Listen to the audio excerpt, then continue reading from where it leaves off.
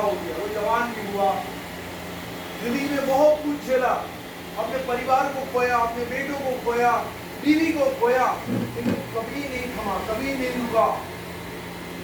और उनका सोच पूरे भारत के लिए था, कोई एक जाति विशेष के लिए नहीं था। हाँ, जो लोग पिछड़े थे, कमजोर थे, क्योंकि वो भी पिछड़े समाज में आए थे, उनका दर्द वो समझते थे कि इनको हिफाजत मिलना चाहिए, इनको प्रोटेक्शन मिलना चाहिए, कानूनन कुछ इनको हुकूक मिलना चाहिए, पढ़ाई में, कॉलेज में, नौकरी में इनको संरक्षण मिलना चाहिए। और महिला को प्रेगनेंसी के दौरान में उनको छुट्टी चाहिए, उनको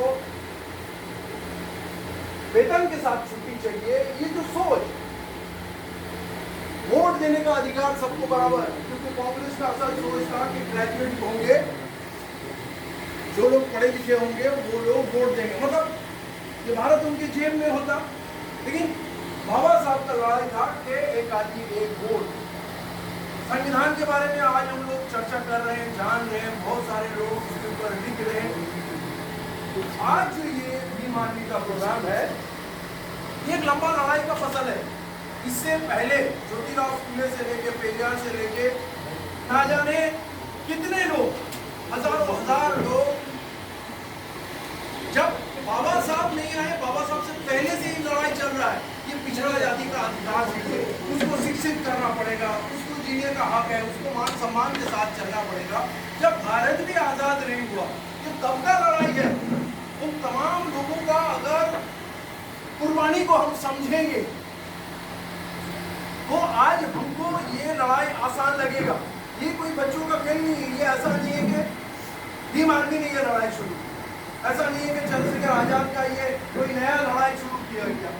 आज चंद्रशेखर आजाद की जितना जगह में मीटिंग करे तो 20-25 पूर्वजों का नाम लेते हैं, ऋषि मुनियों का, सबका नाम मान सम्मान करते हैं। अगर उनको मान सम्मान आप देंगे तो आपके अंदर ऊर्जा पैदा होगा, ताकत पैदा होगा। हम अपने माँ बाप की इज्जत करते हैं, दादा का, दादी का, अपने पूर्वजों का इज्जत करते हैं, और ये पूरे जाति के पूर्वज है। ये अलग बात है, हमारे अंदर बहुत सारे लोग बहुत सारे अलग अलग भाषा में बात कर रहे हैं। अभी जैसे मैं हिंदी में बोल रहा हूँ, इसलिए कि ज़्यादातर सुनने वाले हिंदी है। बंगला का माहौल होगा तो बंगला में बोलेंगे, इंग्लिश का होगा तो इंग्लिश में बोलेंगे, लेकिन सारे लैंग्वेज अपने हैं। ऐसा नहीं है कि वो बंगाली है तो वो कोई अलग है, वो बिहारी है अलग है, यूपी है, क्योंकि हमारा काम है भीम आर्मी भारत एकता मिशन, पूरे भारत को जोड़ना। तो भारत के हर एक नागरिक, किसी जात का हो, किसी धर्म का हो, किसी भाषा का बात हो, उसको हम लोग जोड़ेंगे। क्योंकि अभी भाई चंद्रशेखर आजाद ने ये साफ किया है, हम सिर्फ दलितों की लड़ाई नहीं लड़ रहे, सारे जाति के लोग हमको वोट दे रहे हैं, हमसे प्यार कर रहे हैं, हमको आशीर्वाद कर रहे हैं, हमको सबका लड़ाई लड़ना है।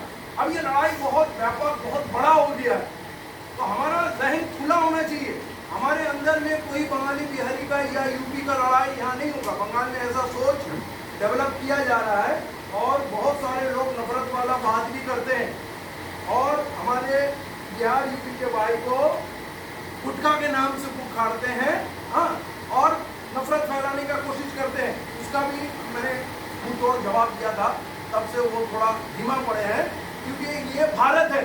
ये अगर बंगाल है तो ये भारत भी है।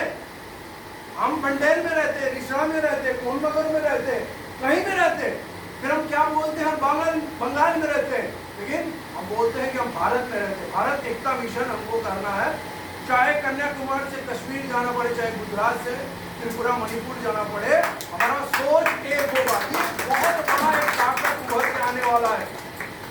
समझ लीजिए, हमारा गाड़ी पुराना हो सकता है, हमारा रेलवे लाइन खटारा हो सकता है, लेकिन हमको एक बुलेट ट्रेन का इंजन मिला है।